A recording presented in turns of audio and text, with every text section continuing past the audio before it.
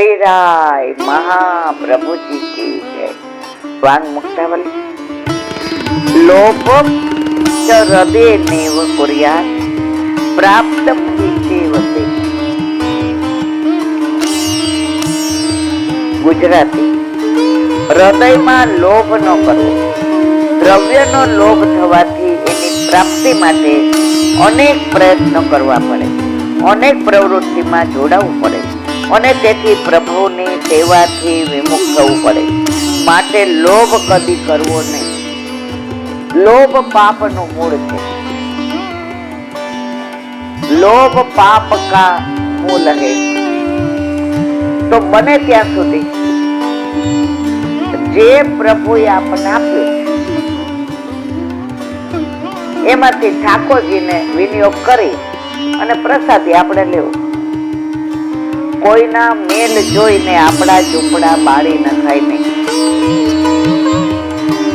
નવા નવા ઠાકોરજી પૂછ કરાવે ને પછી ફોન આવે, લીલાબેન અમારી રીત પ્રમાણે તો આજે આટલું બનાવવાનું હોય।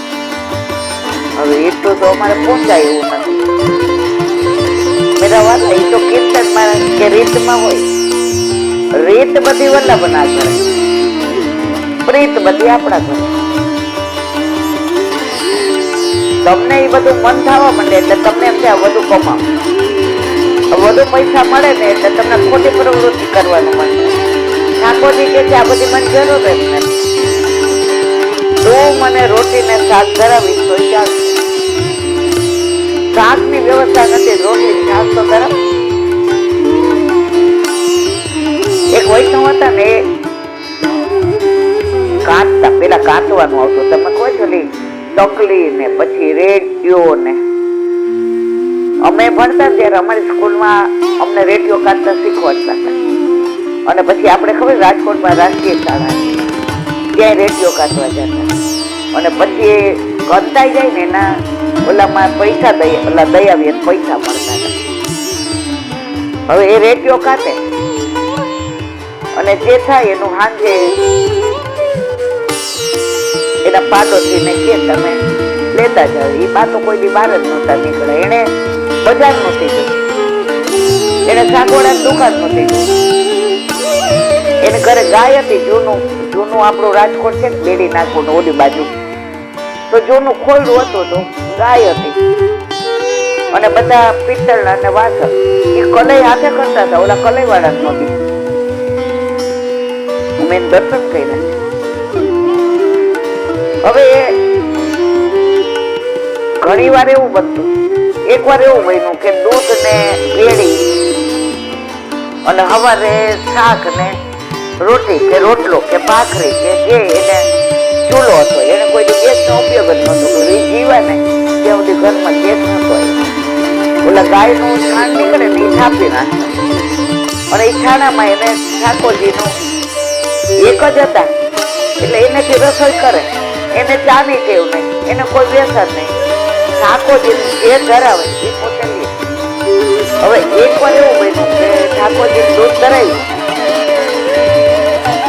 અને પછી મેળવું તો આજે એને એવું લાગ્યું કે એ દહીં ની અંદર કીડી પડી ગઈ છે એટલે કે હવે આ ઓછી થઈ ગયું એટલે મારે ઠાકોરજી ના કરું। એટલે બપોરનું થોડું કઈ હતું એને જોયું, ખાટું નથી ને એટલે એને વઘારી નાખી છાશ કરીને અને ઠાકોરજીને ભેળી છાશ થઈ ગઈ। તો એક શેઠ હતા ને એના કઈક પિયર ના હગા હતા, સંબંધી હતા, એટલે એ આને ફૈબા કેતા હતા। એટલે ઈ કોક વાર આવે પછી એક વાર આવ્યા આ બધું ભેળીને વઘારેલી છાશ કરી અને હાથે દળવાનું, કોઈ દી એને ચક્કીમાં દળાવ્યું નતું, એ બહાર જ ન નીકળે પછી તો એના હાથે દળેલું ને એટલે 15-20 મહિનો થાય ને એટલે શેઠ આવે, ફૈબા કઈ કામ કાજ હોય તો કે હા બેટા તું તાર ધક્કો ન ખાતો હતા પ્યોર હોય પણ ધંધાના હિસાબે બહાર ગામ જાય એટલે બહારનું ખાવું પીવું આપણે પડે એટલે સમજે ને ફૈબા નડે નહીં કે ધ્યાન રાખે કે ફૈબાને દુઃખ થાય એવું ન કરીએ। એટલે ત્યારે પછી કે ફઈબા આજે તમારે બહુ પિયર ગયા છે, હું પ્રસાદ આવી લેવું. હા ભાઈ બેસી જાય. તો ફઈબાના મનમાં સંકોચ થયો કે જો આ જોશે કે મેં ખીચડીને વઘારેલી શાક ધરી તો તરત ખેતો. એટલે કે ભાઈ આજે ઠાકોરજીને બીજો મનોરથ હતો નવો, એ કે હું એ ક્યાંક ભેળી વઘારેલી શાક થઈ તો મારે હાલ. હવે એને એ પ્રસાદ લીધો, એ સમજી ગયા ફઈબાને દ્રવ્યનો થોડો સંકોચ લાગ્યો. તો બીજે દિવસે એને લગભગ ત્યારે 10 શેર હતા, 10 શેર બાજુ, પછી અડધો મણ ઘઉં, 10 શેર ચોખા ને એવું બધું ભેગું કરી અહીંયા ઓલાને એડ્રેસ આપ્યું. કાંઈ થયો ઓલા ડેડી ખોખરાઈ ગઈ. એ પાસે મારા ઘરે મારા ભત્રીજા સિવાય ને વૈષ્ણવ મારા ઘરે સાંજે આવે, હવે કોઈ આવે નહીં. એટલે ફઈબાના ત્યાં જે ડેલો હતો ને એમાં એક આટલું ઓલું કાણું હતું, એમાં દબી ગયું. એ ઊંચું કરે તો દેખાય. એટલે એને જોયું, એટલે એને એમાંથી પૂછ્યું, આ ભાઈ શું કામ? એટલે ઓલા શેઠ હતા એ આના ભત્રીજા હતા, એનું નામ દીધું રમણીકભાઈ, આ મોકલું. એ કે મેં મંગાવ્યું નથી. એ કે ના, રમણીક શેઠે કહ્યું છે તમારે મારા ફઈબાન ઘરે. એ કે એમ કેજો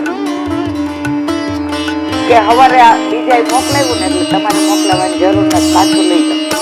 બોલા પાછું લઈ જાઓ. એટલે સાંજે એને ભત્રીજો આવ્યો. ફઈબા આટલું મારું માન ન રાખ્યું, હું તમારા પિયર વાળો, તમે મને ભત્રીજો કહો છો, તમે મારા ગામના. મારા બાપાએ કીધું તો મારી હગી બેન થી આ મારી બેન વિશે. એ કે તને કીધું તું બેટા મેં?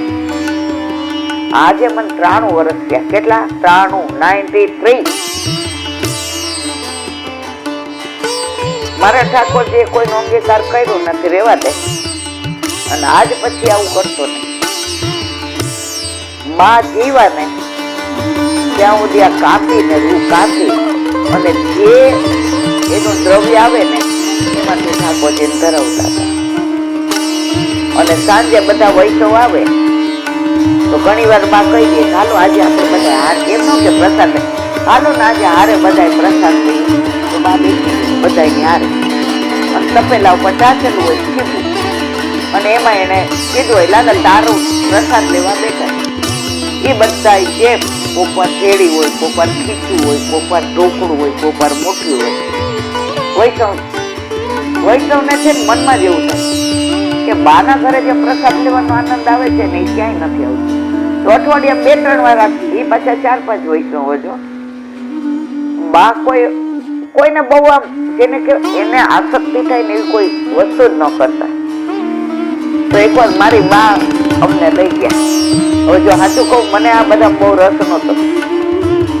મને આ બધામાં એને ઉપર ગુસ્સો આવતો મારી બા ઉપર, તું કર ને તારું, અમને હું કામ ને કે. પણ મને સાયકલ આવડે અને મારી બા દુબળી પતલી, એટલે મને કે બેબી તું મને સાયકલ ઉપર લઈ જાય. ત્યાં બસ જાય પણ મારે બહુ હાલવું પડે. પેલા કોઈ મા બાપ ને ના પાડે એવી ઓલી નહોતી, અત્યારે હામાં થઈ જાય છે હવે. એટલે એ સાયકલ માટે હું લઈ ગઈ.